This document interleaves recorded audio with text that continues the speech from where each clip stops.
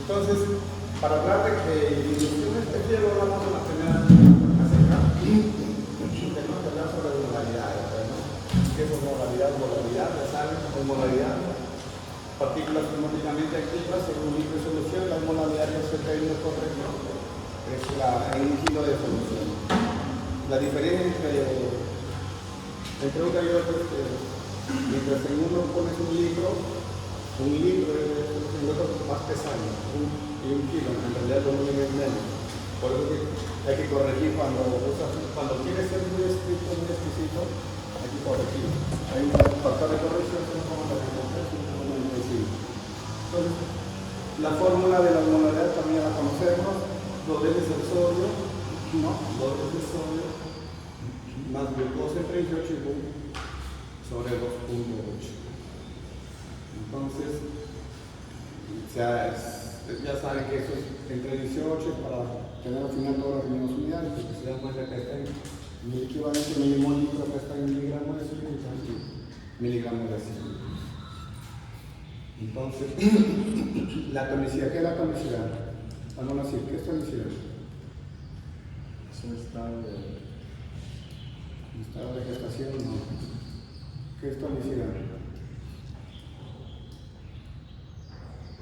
Se compara con la modalidad del plasma, puedes crear el término de hipertónico o hipotónico con respecto a la modalidad del plasma. Ese es fluoro. ¿Otro? La concentración normal que hay en el agua. Concentración normal. ¿Qué más? número de partículas que aporta a la homogeneidad de la solución. Ya. ¿Qué diferencia entre osmolaridad y tonicidad? ¿Qué diferencia?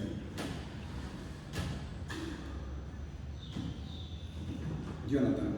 Delante, Jonathan. La tonicidad compara dos sistemas. Ya. La tonicidad sería un sistema para que pueda con normalidad y la normalidad solamente la concentración. Mira, cuando hablamos de tonicidad, estamos hablando de la concentración de los niveles efectivos. Son los que van a regir cómo se va a comportar una célula en un sistema cerrado. Por eso es que te hablan de isotónico, hipotónico y hipertónico. ¿Cierto? Y cuando están en hipotónico, hipertónico, están hablando de concentración, ¿cierto? De sodio. ¿Y cómo se comporta la célula en ese medio? ¿Cierto? Dependiendo. Y ahí tiene relación directa con la ósmosis, con la osmolalidad. Entonces, el factor de corrección de osmolalidad. ¿Quieres decir precisión?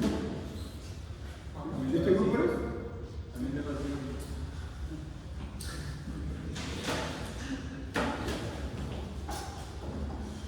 Entonces, los líquidos corporales siempre van a estar intercambiándose en todos los compartimentos, ¿no? Siempre van a estar fluyendo, ¿ya? Y eso va a estar fluyendo ¿hasta cuándo? Hasta que encuentren la homeostasis, ¿no? La isoosmolaridad. Entonces, de lo que hablábamos, ¿no? Isoosmolar, hipomolar, hiperosmolar. Entonces, si una célula, se dan cuenta, cuando hablamos en realidad, cuando hablamos de tonicidades, cómo se va a comportar la célula en ese medio, ¿cierto? En un medio hipotónico, ¿cómo se comporta la célula? Se va, ¿no? Se va a hinchar. Y en un hipertónico se va a drenar, ¿cierto? Entonces, no vamos a entrar en detalle en eso porque eso ya lo he llevado con biofísica, que llevamos biofísica, biología, no se entiende. Entonces, ¿cómo se regula la osmolaridad plasmática? Entonces, cuando hablamos de osmolaridad, ¿qué hablamos de? Básicamente sodio, ¿cierto? Que me da la osmolaridad efectiva en sodio, ¿cierto? Entonces, 2 veces el sodio, ¿cuánto es la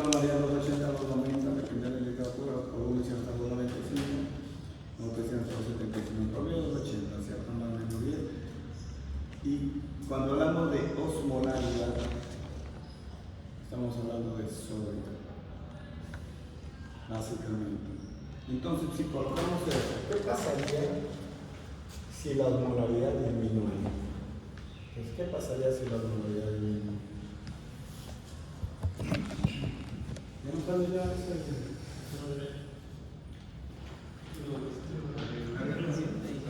¿Ese circulito? Lo pueden mover. Ah, ya está. Ya. ¿Qué pasaría cuando la osmolaridad disminuye? Significa que estamos menos de 2,80, ¿sí? Menos de 2,80. Entonces, cuando hablamos de osmolaridad, cuando hablamos de sodio, estamos hablando de trastorno de agua en general. Cuando lleven nefro, entonces vamos a hablar de disnatremias. Entonces, cuando hablo de disnatremias, en general es un problema de agua. Ya, es un problema de agua, no es un problema de sodio. Y esto, o sea, ya cuando lleven en nefro, si se le va a explicar seguramente en detalle, creo que no hay una clase de disnatremia, no había hasta la última vez que llevamos, pero los que rotan conmigo, porque algunos no llevan a rotar conmigo, sí les hago exponer eso. ¿Por qué es importante eso? Porque a veces el paciente llega con hiponatremia y erróneamente se le está colocando sodio, ¿no? Se está suplementando con sodio en altas cantidades para corregir, y ese es un error, un error conceptual. Entonces, miren, la hiponatremia, ojo, ahora está cambiando, inclusive ya haciendo la última emisión del Guyton, pero también están por salir otros estudios que probablemente algunos conceptos que hay en Guyton los comiencen a dejar de lado. Hay un choque de conceptos de medio interno. Como saben, en fisiología es mucho medio interno, lo que se ve. Entonces, miren, si bajó el sodio, ¿por qué será? Porque si le digo que la disnatremia es un problema de qué? De agua, ¿cierto? Entonces, si bajó el sodio significa que hay más agua y se diluye. Estamos hablando en términos generales, ¿sabes? Porque cuando entramos en disnatremia ya se habla en específico cada cosa, ¿cierto? Entonces, si tengo más agua, ¿qué va a pasar? ¿Qué va a pasar aquí? Dos cosas. Uno, se va a suprimir la sed. Tienes más volumen de lo que necesitas, y la ADH se va a liberar. Entonces, si la ADH se libera o se suprime, se suprime, ¿cierto? Se suprime. No se puede liberar, sería un contrasentido. ¿Entiendes? ¿Por qué le digo eso? Porque esta es una parte. Entonces se suprime el ADH. Entonces tiene los dos mecanismos. La ingesta, la quitas, y por abajo eliminas.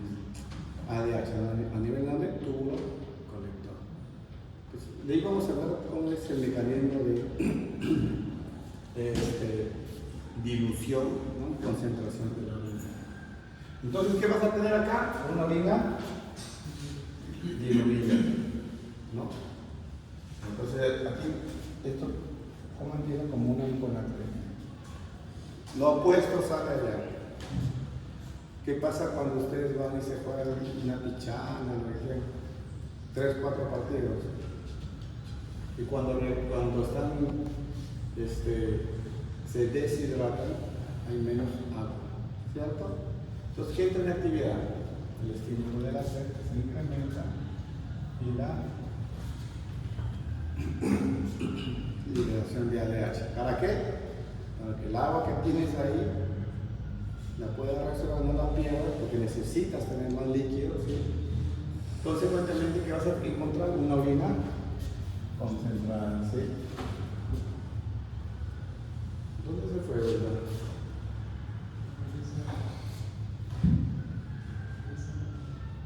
Para sacar la X. Ya. Entonces, miren, ¿cuánto tiene que variar la osmolalidad? Los que se les pusieron hipertensión, ¿se acuerdan? Porque fue mi grupo. Porque fue una pseudoexposición. Entonces, claro, este grupo me trajo su data, su bibliografía de 1821. ¿Cierto o no? Una más me levantó de penqueada. Yo todavía con la bebida le daba, porque ya. Vino no sé, así como la de 1821. Y todavía autografiado por Aristóteles. Ya, entonces, cuando basta que la osmolalidad plasmática varíe 1% para que entre en acción el mecanismo de la ADH y de la Z. 1%. Y la bulimia, 10%. O sea, es más lento. Por eso es que tenemos mecanismos que nos protegen. Entonces, una orina diluida podemos llegar a tener hasta 50 miligramos por kilo y hasta una concentrada de 1200 o 1400. ¿Qué significa que una orina diluida concentrada de 1200? ¿Cuánto es la cantidad de hormonas que se pueden, como mínimo, tienes que el cuerpo eliminar? Tiene que eliminar venías de nuestro organismo. ¿Cuánto es la hormona? 600, ¿cierto? Si esto tuviera 1200, sería 600 entre 1200, o sea, medio litro. Por eso, entonces, ¿qué es? En poquita cantidad de volumen, estás eliminando lo máximo, o sea, lo mínimo que puede sacar de osmolitros. Entonces, ¿esto cómo se traduce clínicamente? Cuando el paciente le va a decir, ¿sabes qué? Mi orina sale bien cargada. Es más, cuando recién sale me quema. Si es mujer, se me quema. Y muchos lo interpretan como que fuera una infección urinaria. No, pues está contra hiperosmolar esto. ¿Sí? Y el hombre también dice, pero es menos, al inicio, ¿cierto? Y en cambio acá, una orina diluida, ¿no? Entre 600, lo mínimo 50, ¿cuántas es la saldría? 12, 14 litros. ¿Cierto? Hasta puede ser el máximo que puede llegar. O sea, todo esto, o sea, se puede valorar con números. Entonces, para que entiendan, entonces no esperen que un paciente que esté súper deshidratado termine más de medio litro, ¿cierto? En condiciones normales. Entonces, ¿quién te regula la osmolalidad plasmática? Los factores de sodio, la ADH. Eso ya me llevó el semestre pasado, ¿cierto? La ADH. Entonces, vasopresina, después vaso sanguíneo, alrededor de sube 1, ¿no? Y en el riñón, el vasopresina sube 2, ¿cierto? En el túbulo colector. Entonces, la primera que se va a encargar de la reabsorción de agua. Y finalmente nos va a mostrar las orinas concentradas. Pero estos son solamente datos muy genéricos, ¿no? Porque eso tiene más detalle, pero vamos a ver. Y en los vasos que puede ser vasoconstricción, con lo cual mejora la presión arterial, ¿sí? Entonces, esto porque se acuerdan de su neuroanatomía, cuando van como maestros gases, neurinas, todos ellos, ¿no? Entonces ya saben, ¿no? El órgano subumbilical, ¿no? El órgano vascular de la lámina, ¿qué lámina? Luminal, ¿cierto? ¿No? El núcleo del sector solitario que actúa y bueno, todo eso jarana, ¿no? Es como va a actuar tanto a nivel de la oxitocina como la vasopresina y toda esa jarana, no sé. Evidentemente en la me va a preguntar así, pues, ¿no? Es nivel A, Ustedes son de otra raza, ¿cierto? Entonces, tenemos acá, esta es una lámina acá de la Biblia. Es un tanto antiguo, es del año 1971, 2015. ¿Ya? Entonces, pero es bien bueno. Entonces, ¿qué nos habla? Mira, la dualidad plasmática. ¿Qué pasa si la dualidad plasmática? Si la dualidad plasmática, ¿a quién va a llevar? A los homoreceptores, ¿cierto? Homoreceptores. Y estos, si está incrementada la dualidad plasmática, ¿qué va a hacer? ¿Qué pasa cuando la dualidad está incrementada? Nos falta líquido, ¿cierto? Nos falta líquido. O sea, por ahora aprendan así, de verdad, porque cuando se escriben los libros, cuando vienen en eso, o sea, les van a dar una vuelta olímpica y se lo va a pasar. Entonces, va a incrementarse ¿qué? La secreción de líquido diurético. O sea, ¿dónde va a ir? Va a actuar, ¿no? Incrementa la vasopresina y ¿dónde va a actuar? A nivel de túbulo colector, ¿cierto? ¿Y qué va a hacer? Reabsorción de agua. Pero, por otro lado, también ¿qué va a haber? Incremento de la C, ¿cierto? Entonces, incrementa la C, vas a estar tomando líquido y por el sigma, ¿no? Sigma negativo. Entonces, en el túbulo, en el riñón, ¿dónde tiene sus receptores? En todo esto. Para vasopresina. Entonces, en el túbulo, ¿qué va a hacer en el túbulo? Va a incrementar la pérdida de agua en el túbulo colector, ¿cierto? ¿En qué parte lo vamos a ver, no? Porque la corteza se comporta de una forma, la médula externa de otra y la médula interna de otra manera. Y eso tenemos que irlo viendo porque si no, para que le encuentre sentido al sistema del mecanismo de contracorriente. ¿Sí? Entonces, ¿qué va a hacer la médula externa? Incrementa la reabsorción de cloro, sodio a través de los canales sodio, potasio, 2-cloro. ¿Dónde están esos canales? ¿Dónde están? En la asa ascendente, porción gruesa. Asa ascendente, porción gruesa. ¿Y dónde está esa ascendente, porción gruesa? En la médula externa. ¿Ya? O sea, esos datos tienen que ir. ¿Qué más va a hacer la ADH? Va a incrementar la reabsorción de urea, ¿cierto? ¿En dónde? En el colector, en la porción medular y básicamente medular interna del colector. ¿Se dan cuenta que ya vamos hablando cosas más finas? ¿Sí? Entonces, acá no es válido, no, que ¿quién te concentra eso? El riñón. Así, no, pues es para raza distinta, ¿no? Entonces ya se van a ir dando cuenta, pues, que la corteza tiene una funcionalidad, la médula externa otra. Entonces, ¿cuáles son? Entonces, ¿cuáles son las de acá? Pues, si ustedes se dan cuenta aquí, el riñón en cada una de las estructuras tiene una funcionalidad. Ahora, las nefronas, a ver, ¿cuánto de porcentaje hay nefronas justa, medulares y corticales? A ver, compañero,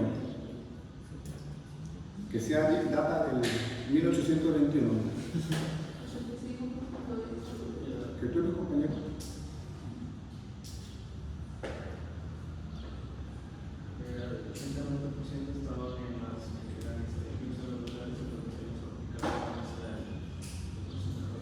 Las corticales 15%, 10-15%.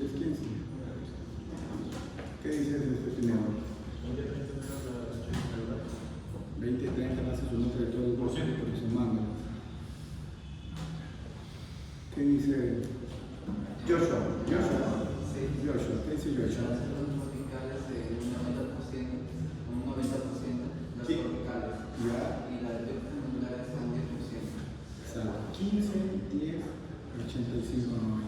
Entonces, si se acuerdan, las menos abundantes, ¿cuáles son? A ver, Tatiana. Las yuxtamenas son las menos frecuentes. Sin embargo, ellos son las que tienen mayor utilidad, o los que me van a diluir o concentrar la orina. Porque si se dan cuenta, esto es la papila, ¿cierto? Y las yuxtamenulares son las que tienen asas largas, ¿cierto? Porque las corticales se quedan por acá, ¿cierto? Y las yuxtamenulares llegan son las nefronas con asas largas, las yuxtamenulares que son las menos abundantes. Entonces, y acá tiene que ver mucho el tema de las acuaproteínas. 70% proximal están ahí, encuentran las acuaproteínas tipo 1, tipo 7, y acá en la distal tenemos las acuaproteínas tipo 2 en el apical, y 3 y 4 en el vaso lateral, ¿cierto? Claro que el estímulo viene por acá, hay toda una serie, ¿cierto? de acciones, y la vesícula viene y pasa en la barrera, ¿cierto? Ya eso ya lo saben, eso lo voy a preguntar en el examen. Entonces,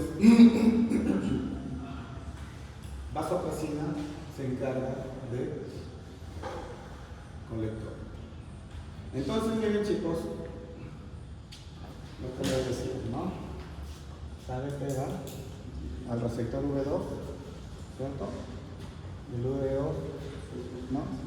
Fosfo, masa, ¿cierto? Fosforila, y acá, ¿qué pasa? Hacen estas vesículas y van y salen al fosforila, ¿no? Los tipo 2. Entonces, más estímulo, más alcoholinas. Por eso que reacciona más cantidad de agua. ¿Ya?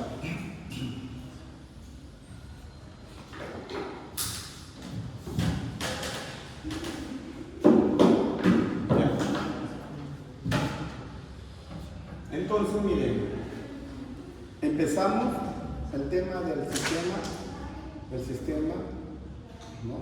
de contracorriente, de Wheeler.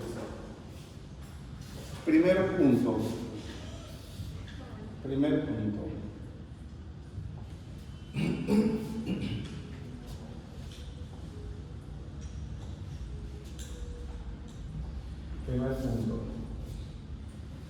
Esto que se filtra, ¿cuánto tiene molaridad? ¿Cuánto es la molaridad que hemos hablado? 280, 290, ¿cierto? Pero para efectos didácticos, de aprendizaje, o sea, hay que hacer la aclaración, 300. Y ahí se lo pone Guito, casi todos los libros por el tema de numérico, ¿ya? Pero eso no es lo real. O sea, ¿qué tiene que ver lo que es real? Ya, para el efecto de esto, 300. Si te una pregunta. No puedo poner preguntas capciosas, hijo. O sea, no. La pregunta va a ser de física. Física, o sea, mecanismos, lo que quieras. No, que la E no es de 300 y 280, ya voy de 300 y otra alternativa de 280. Es malo, pero eso pero eso no. Claro, porque te voy a confundir y decir, no, pero el doctor no dice una cosa y tú dices otra. Yo soy, eso es cierto, eso es cierto, yo soy enemigo de eso. Soy enemigo de buscarte el renglón, el quinto renglón para finalizar de la página 453, que nadie lo va a leer y de ahí te hago la pregunta. No mides conocimiento, lo que tienes que medir conocimiento, o sea, ¿cuántos saben ustedes? O sea, nada, pero hace cuántos saben, ¿cierto? ¿Te escucharon? ¿Sí o no? ¿Qué opinas?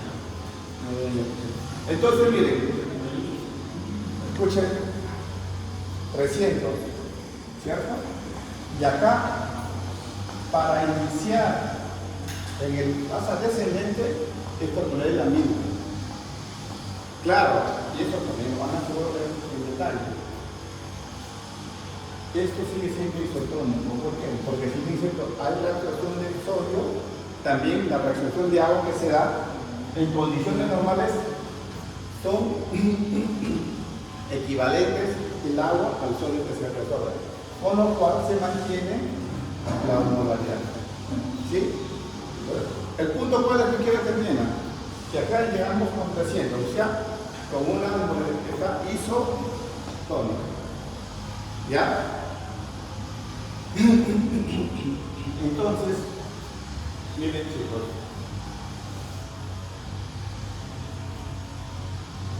esto va a ser túbulo proximal. Túbulo proximal. Esta es la isotónica, ¿cierto?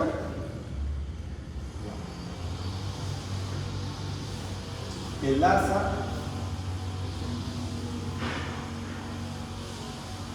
ese frente. Entonces, miren, aquí comienza a incrementarse la osmolaridad, ¿cierto? Y aquí comienza a disminuir. Entonces, listo, se trata de mantener, y el colector, en función de lo que el paciente requiera, o diluye, pero ojo, ¿quién diluye finalmente? ¿Quién diluye la orina?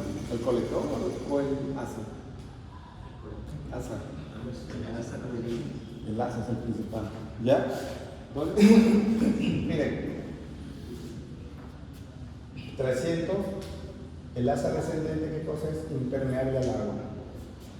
O permeable, es permeable al agua. Permeable. Entonces, como el agua comienza a salir, esto se va a concentrar. ¿Ya? Este es un resumen, pero y acá comienza acá es impermeable al agua, pero permeable a absoluto, o sea, cloruro. Entonces, es uno de los pocos lugares donde el agua, porque cuando jala sodio, pero aquí no solamente te jala de sodio. Y esto comienza a ir llegando acá hasta 200, inclusive algunos hablan de 100. ¿Cierto? Eso lo íbamos a ver más en detalle. Entonces, lo que les decía, excreción, ¿no? Medio litro, cuando es máximo. Es la cantidad de excreción, la cantidad mínima de orina que los riñones deben producir para eliminar los desechos metabólicos. ¿Cuántos son los 600 mililitros? 600, ¿no? En 1200 de una orina que tenga 1200 de osmolaridad, medio litro, ¿cierto? Lo máximo que se puede concentrar entre 1200 hasta 1400. Entonces, ya también hablamos lo que les decía, las asas largas, los vistas medulares. Entonces, miren, el intersticio medular. Entonces, miren cómo se va haciendo el ambiente hiperosmótico de la media, del intersticio medular. No estamos hablando del intersticio. ¿Por qué se va haciendo uno? Toda la jarana no empieza acá, o sea, didácticamente lo han iniciado así, 1, 2, 3, o sea que empieza en el asa ascendente de género, ¿ya? Pero ustedes tienen que recordar que esto es un sistema que está constantemente produciendo. Entonces, ¿qué significa? De acá, cuando tú empiezas acá, el efecto único que lo llaman, amigo, es en el asa de Henle tiene que tener una osmolaridad menor a la del intersticio. Este es un sistema resulta. Entonces, en el asa de Henle, ¿qué va a hacer? ¿Y quién te da la hiperosmolaridad en el intersticio? El transporte activo de cloro y sodio. ¿A través de qué? De la bomba. Sodio, cloro, sodio, potasio, 2 cloro. Esa bomba es la que la bloquea la puro servicio. Cuando quedan diuréticos de agua. ¿Ustedes están llevando fármaco? Ahí actúa la bomba. Este cloruro que está aquí me produce un ambiente hiperosmolar, ¿cierto? ¿Y qué va a pasar? Al tratar con eso, se va a comenzar a ganar. ¿Sí? Pero esta agua pasa al vaso recto para mantener este ambiente. Y es varios pasos, o sea, varias veces se va haciendo. No es que de una sola pasada sea todo esto. Esto te va a dar, te va a producir el 50% a 60% del carácter hiperosmótico del intersticio medular. ¿Y quién te da el resto? Porque es 100%, ¿cierto? El otro 40-50%. El reciclaje de la urea. El reciclaje de la urea. Entonces, esta agua que pasa, el 40-50%.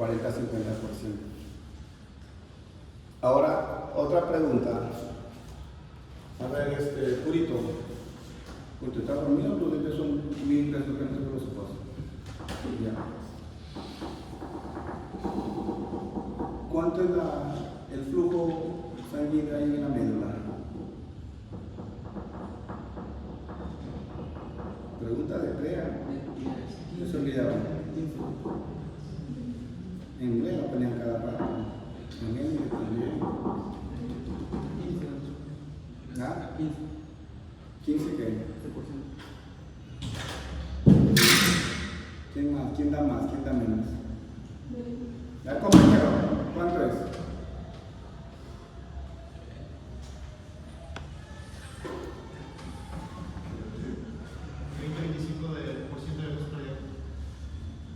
En la médula. 20 con el flujo sanguíneo renal, el flujo plasmático renal, que es el flujo sanguíneo renal, ¿cuánto es el 20%? ¿Cierto? El flujo plasmático es el 20% de eso. Pero de ese flujo, ¿cuánto va a la médula? 1 o 2%, muchachos. Y eso es uno de los condicionantes para que esto no se lave.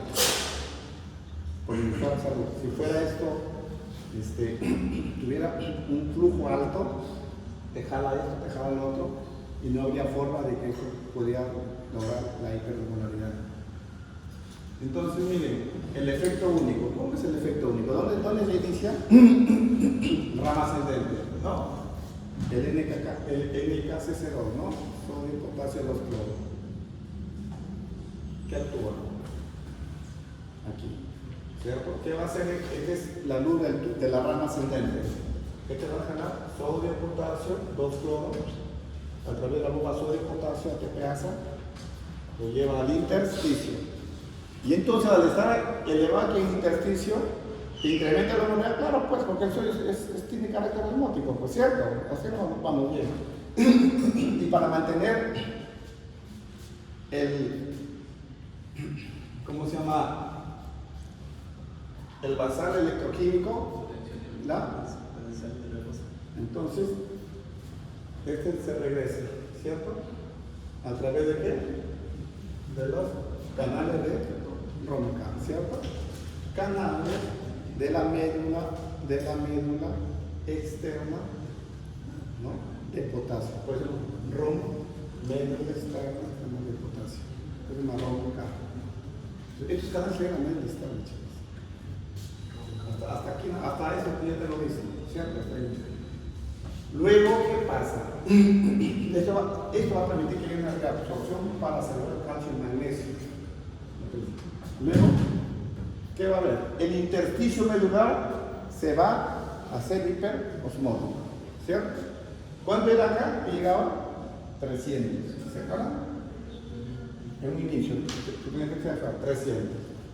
Entonces, como sale acá esto, y acá es impermeable al agua y permeable a tus solutos, esto se va a, esto de acá, se va a diluir.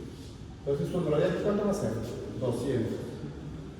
¿Cierto? ¿Y acá cuánto se va a hacer? 400. ¿Sí? 200, 400. Entonces, ¿con qué se inicia? Con una diferencia de 200 millones.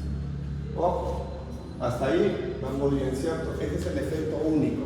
Y esto se va repitiendo, una, otra, hasta que esto llega a ser 1200 millones en horquilla, o 1400. Entonces, el efecto único es local, es transversal, ¿cierto? Y tú lo vas repitiendo y repitiendo y se convierte de lo que es atravesar en horizontal, en un gradiente córtico papilar. Entonces, hablamos. Paso 1. Este es un sistema, chicos, hipotético. Este es un sistema hipotético. Estamos arrancando acá porque comenzamos de aquí porque eso nos va a permitir explicarlo mejor. Pero acuérdense que el riñón, ¿cuántos litros filtra al día? 180 litros al día. O sea, por sentido común significa que ese riñón está filtrando cada rato, ¿no? Todo el día está que filtra. No es que como ustedes, ¿no? Como ya son las 12, mejor me pongo a dormir y no escucho la clase. ¿Cierto? Este riñón está por insuficiencia, ¿no? Entonces, el riñón, o sea, quiero que entiendan que esto va a ser perenne, permanente. Entonces, mire, paso 1, paso 2, lo que vimos, ¿cierto? ¿Cómo se llamaba eso? ¿Se acuerdan? ¿Cómo se llamaba esto? Efecto único. Entiéndalo porque en Gaito está bien feo. Si al menos se agarra la idea acá, en Gaito se lo pasan por la bola. ¿Ya? ¿Ya? Si no, Gaito después lo va a estar. Ya, entonces, ya hablamos, ¿no? Es impermeable al agua, permeable absoluto, a través de la sodio, ¿no? NHCK, ¿no? Ya, miren, 300 energías. Pero, ojo chicos, como acá bajó la osmolaridad y acá se incrementó la osmolaridad en intersticio, esta osmolaridad, ¿qué va a hacer? Dentro de otras cosas, te jala de manera pasiva. Entonces, si te jala agua, ¿cómo va a quedar la osmolaridad en el tubo, en el asa descendente? Se incrementa. ¿Sí? Se incrementa. Entonces, 200, 400. Pero ¿qué pasa?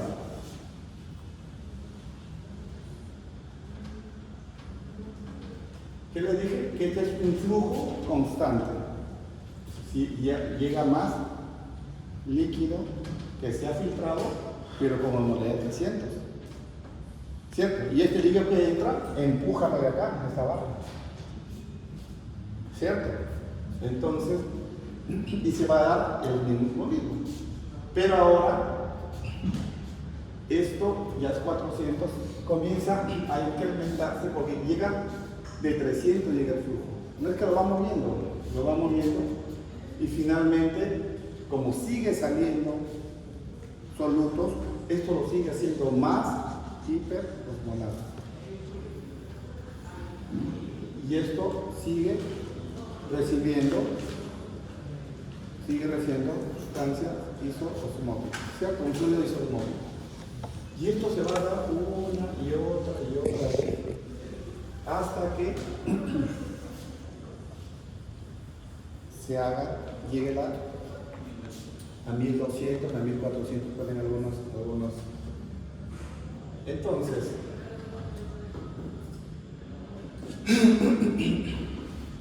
solamente para Organiza todo. Inicio, todo 300, ¿cierto? Segundo, la rama ascendente extrae cloruro de sodio, ¿cierto? Pero ojo, la rama ascendente gruesa, ¿sí? ¿Y dónde está esa? En la médula externa, ¿cierto? Tercer punto, la rama descendente equilibra con el intersticio. 400 segundos, ¿cierto?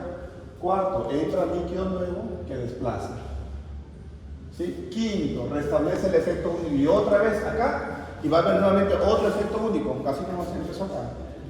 Sexto, y esto se va dando una y otra vez hasta que llegue a 1200. O sea, el efecto único es transversal, pero la sumatoria de esos efectos únicos. Entonces, todo el sistema está en equilibrio en cuanto en 300 milismoles. Y acá está la explicación. Si gusta, tomarle foto. Si no, porque de ahí empezar estas preguntas. Con la prueba vamos a ver la toma de ya. Entonces, ¿cuáles son los mecanismos que es lo que tenemos? Primero, que se requiere un transporte de cloruro de sodio, el que sea en la rama ascendente, ¿cierto? Segundo, la impermeabilidad al agua en la rama descendente. Tercero, la rama, ¿no? El flujo tubular continuo. ¿Y qué más? Y la difusión en horquilla del sistema contracorriente. ¿No? Y lo que les decía, ¿no? Y al final entonces, el reciclaje de la urea. Entonces, el túbulo distal, y acá tiene que ver mucho la ADH. La antidiurética tiene receptores de ion en la lámina anterior de 14, ¿cierto? ¿Y aquí qué hace? Aquí en el colector. Lo hace permeable al agua, consecuentemente reabsorbe, pero en el OM, o sea, AUX, en la médula externa, ¿cierto? Y en la médula interna potencia, ¿no?, la actividad de tus receptores UTA1, UTA3, y va a hacer qué cosa? Que la urea salga. Haciéndolo, la urea tiene capacidad osmótica, claro, está en la forma, ¿verdad? Sodio, glucosa, urea, ¿cierto? Ellos son responsables del otro 40-50%. ¿Y por qué se llama reciclaje? Porque parte de esta urea, se va a reabsorber en el asa delgada. ¿A través de qué? Los receptores UTA2. ¿Ya? Entonces, hay una reabsorción de la urea a nivel tubular. Va a depender mucho de la tasa de filtrado. Hasta ahorita no vamos a entrar en eso, pero... Y aquí es un problema con los pacientes que tienen enfermedad renal crónica, con una tasa filtrada de minas. Por eso es que ellos, de ahí seguro cuando llevemos nefro, vamos a entender por qué ellos comienzan a hacer incremento. Evidentemente hay otro dato más, ¿no? Hay menos nefromas, otros están hipertensados, eso es otra cosa, otra fenómeno. Primero se en esto. Entonces, miren, el reciclaje de la urea. Entonces, si partimos de acá, miren, medular externa, medular interna, se van la ADH, ¿qué va a hacer? Va a potenciar los receptores UTA1, UTA2, UTA3. Va a pasar la urea al intersticio, ¿ya? Y a través de los UTA2 va a regresar por el asa ascendente. Pues, ¿qué es lo que pasa? En el reciclaje de la urea se va a mantener la urea que esté atrapada en el intersticio. Se va a reducir sus lavados y la circulación. ¿Por qué? porque los vasos rectos son de bajo flujo. Si no se lo lleva, por eso es que cuando un paciente tiene, miren, ojo, un paciente cuando tiene alguna patología, una falla renal, y le metes un medicamento que sea nefrotóxico y que te bloquee la circulación, ¿quién es el primero que es afectado? Amén. Y si le afecta la de manera irreversible, ya fue ese paciente. Es la médula. ¿Sí? Entonces, disminuye el volumen de agua necesario para ese canal. Pues, ¿cómo es? Conducto colector de interno, intersticio, hacia delgado, todo distal, conducto colector. Y sigue dando vuelta. Entonces, ¿cuáles son? ¿Qué es lo que tenemos? Aquí que tenemos el asa ascendente delgado, los receptores NKCC2, en el colector, los UTA1, UTA3, uno es en el lumen y otros son vasos laterales. Y lo que hablábamos, ¿no? Y ese reciclaje. ¿Dónde va a ser? En el colector. Entonces, ¿cuál es el punto aquí? Cuando hay antidiurética, va a ser qué cosa, la ADH, que se reabsorba el agua, va a ser permeable en el colector, ¿cierto? Aquí actúa en el colector. ¿Pero qué parte del colector? En el túbulo colector, ¿no? Medular externo. ¿Sí? Entonces, el agua sale del colector al intersticio y se va concentrando esto. ¿Cierto? Se va concentrando. Viene la urea y ¿qué pasa? Sale porque potencia al UTA1 y al UTA3, sale, se hace más hiperosmolar, sigue jalando más agua. Por eso es que cuando la ADH está en su máxima actividad, la orina sale concentrada. ¿Cierto? Sale concentrada.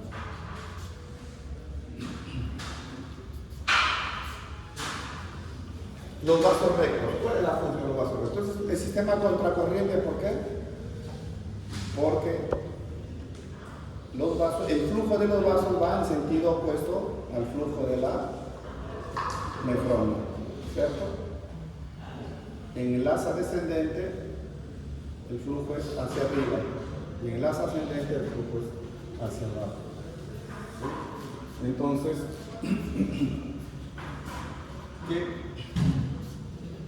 Importante es de los flujos que va a mantener o van a retirar el agua que queda en un intersticio, pero de manera muy lenta y progresiva, de tal forma que, entre comillas, no se llevan, no jalan el resto de osmoles. ¿Ya? Si el flujo sanguíneo medular se incrementara de manera, por cualquier patología, por lo que quieran, habría el lavado medular y se disminuiría la capacidad de concentración del intersticio. ¿Eso qué tiene implicancias? En la orina, no podrías concentrar. ¿Sí? Entonces, con ADH, sin ADH, ya saben, ¿no? Con ADH, ¿cuánto? Hasta 50 milimoles, sin ADH hasta 1200. ¿Ya? Lo que decía de los vasos rectos, ¿cómo va saliendo la patrina? ¿No? La sangre va descendiendo hacia cada vez. Tengan en cuenta que la sangre, el vaso recto está, y cada vez que va descendiendo esta sangre, se va encontrando con un ambiente más hiperosmótico. ¿Cierto? La osmolaridad aquí es 1200, acá es 300. En la corteza es 300 la osmolaridad. Y a medida que va descendiendo, la osmolaridad se va incrementando. Entonces, como el intersticio está más hiperosmótico, sí comienza a salir hacia el intersticio. dar cloruro, pero de manera muy pasiva, ¿no? Entonces, ¿qué más?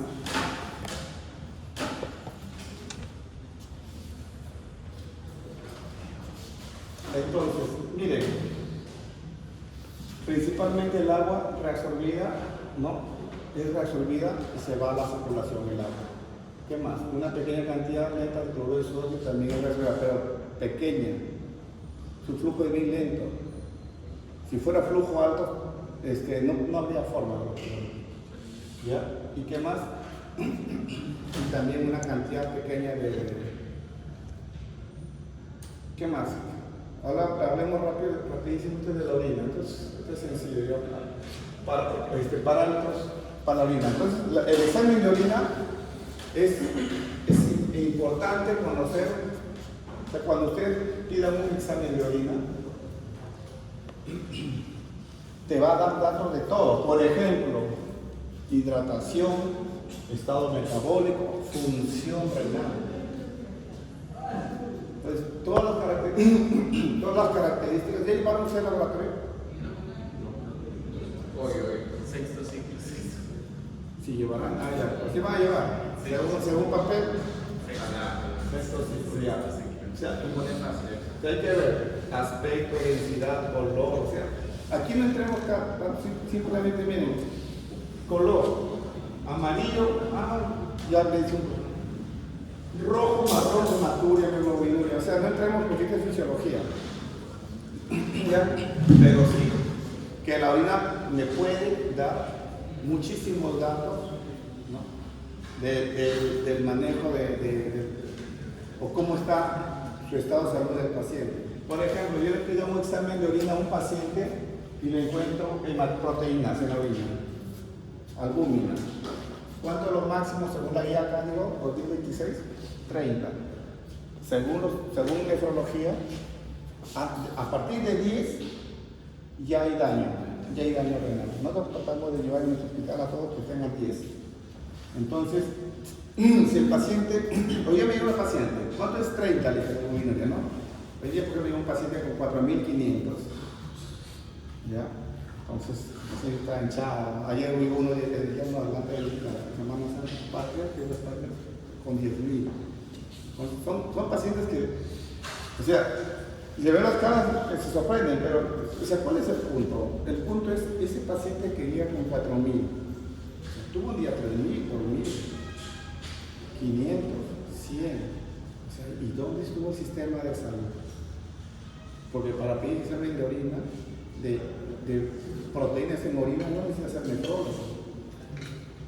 Solamente necesita ser médico que haya llevado a mí, y yo les he enseñado. ¿No? O sea, que sepan que eso es importantísimo. ¿Ya? Nosotros tenemos hay un correo que decimos el silencio del riñón, ¿no? Dice el pulmón respira, el corazón late y el riñón no hace ningún ruido. Pero a menudo la gente finaliza presentando enfermedad renal crónica terminal, no habiendo nunca notado que estaban bien. O sea, ¿cuál es el mensaje? Que el corazón, el pulmón te dan sintomatología más rápida, te puede dar cuenta más. Un tuberculoso, 15 días con tos, te sacan su prueba, ¿cierto? Estás con tos más de una semana y con flema, neumonía de repente, dije, al toque. Pero un paciente con enfermedad renal no. Me llegan pacientes diabéticos hace 8 años y hoy día está para diálisis. ¿Por qué? Porque nunca tomó medicamento, se fue a la comadre, a la bruja, a la amiga, a la chismosa, no sé qué, y le dio su planta, insulina implantada. Entonces, el tema, ¿dónde estuvo el sistema de salud? ¿Dónde estuvieron ustedes, los médicos nuevos, los jóvenes? Pues un examen de orina, solo con un examen de orina, chicos. Solo con un examen, claro, evidentemente hay más cosas. Pero la pandemia mundial, ¿cuál es? Pandemia mundial, estoy redundando, pandemia mundial, ¿no? ¿Cuál es la pandemia? La diabetes, ¿cierto? Y la enfermedad renal, la otra. Hace 15 años era la causa número 20. A partir de 2030 va a ser la causa número 5 de muerte en la enfermedad renal. En el Perú hay 4 millones de pacientes con enfermedad renal, por si acaso. Y solamente de los cuales solo el 10% sabe. Hay más de 3 millones por ahí caminando que no saben que tienen enfermedad renal. Entonces, la turbidez. Miren, marcadores anormales, hematuria. Ya claro, en hematuria sí, pues ven sangre, la orina salir por disparar ese rato a su centro asistencial. Pero, ojo, todavía no estamos en el tema. Pero hay hematuria macroscópica, la que lo ve hasta el ciego, y hay hematuria microscópica. El punto que lo va a hacer diferente a ustedes de resto, ¿cuál es? Que lo detecten con hematuria microscópica. Ahí, encienda las alarmas si lo vieron. Glucosuria, ya hablamos de glucosa, ¿cierto? ¿Puede haber glucosuria sin diabetes? ¿Puede haber glucosuria sin diabetes? ¿Ejemplo? ¿Ah? ¿Cuándo? ¿La filtración? La absorción. La reabsorción, muchachos. 100% de glucosa. Porque si está bloqueado, lesionado, malogrado, lo que quieran, el término, usen el término que quieran. Si el paciente tiene bloqueado los receptores SGLT 2 y 1, sobre todo 2, el paciente va a estar con glucosa de 80, sin embargo va a tener glucosuria. Porque si ya no se reabsorbió a través de esos receptores, aparece en la orina. No hay otro lugar donde se resuelve glucosa, o hay otro lugar. No, ¿cierto? Glucosuria. Nitrito esteroidal glucositario, infecciones. Cuerpos cetónicos. Ya, para los cuerpos cetónicos son los diabéticos.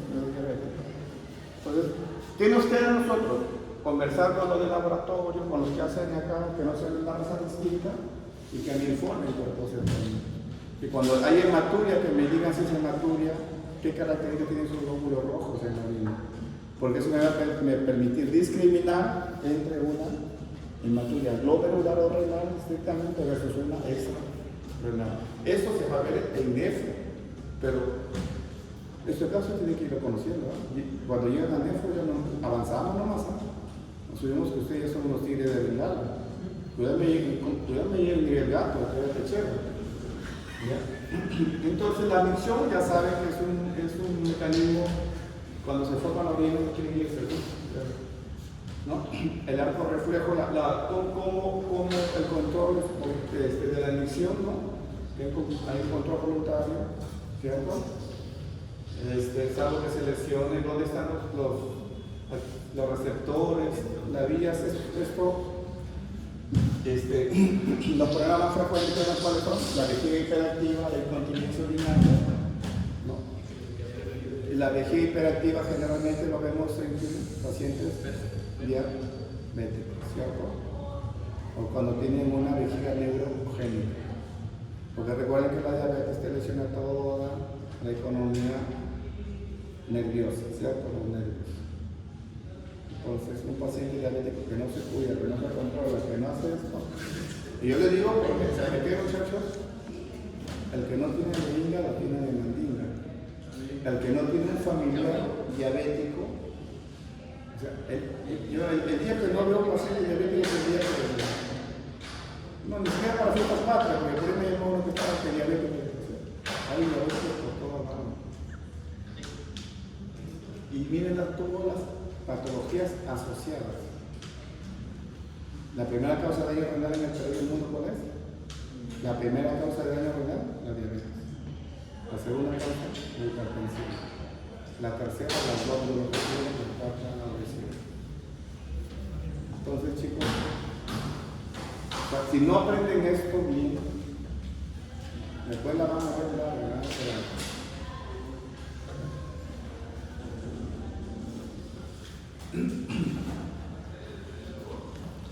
las fases de control, ¿no? La fase de almacenamiento tiene que ver con las noradrenalina, con los receptores, la fase de evacuación, ¿no? Hay una fase cerebral y la evolución de la micción voluntaria. Entonces, recuerden que a medida que la vejiga se va relajando, la orina se va almacenando, pero tiene un límite, ¿no? Y aquí podemos ver un montón de cosas, porque un paciente hombre con hipertrofia benigna de próstata, la próstata crece hacia arriba, permite espacio a la vejiga, y al haber menos espacio, se relaja más rápido, o sea, se relaja más los músculos musculares del cruce y todo eso, ¿no? se van, llega un momento tope antes de los volúmenes normales. Y es por eso que estos pacientes tienen polaquiuria o tienen nicturia, nocturia, ¿no? De noche se levantan 2, 3, 4, 5, hay viejitos que se levantan 7 veces, prácticamente no duermen. Ahora, si este viejito tiene HDP, es diabético, es hipertenso, la cosa se hace peor. ¿Sí? Entonces, ¿listo, muchachos? Tienen escrito su riñón, tienen ahí. Eso va a ser, vamos a quedar, si de repente la otra clase la que hacemos es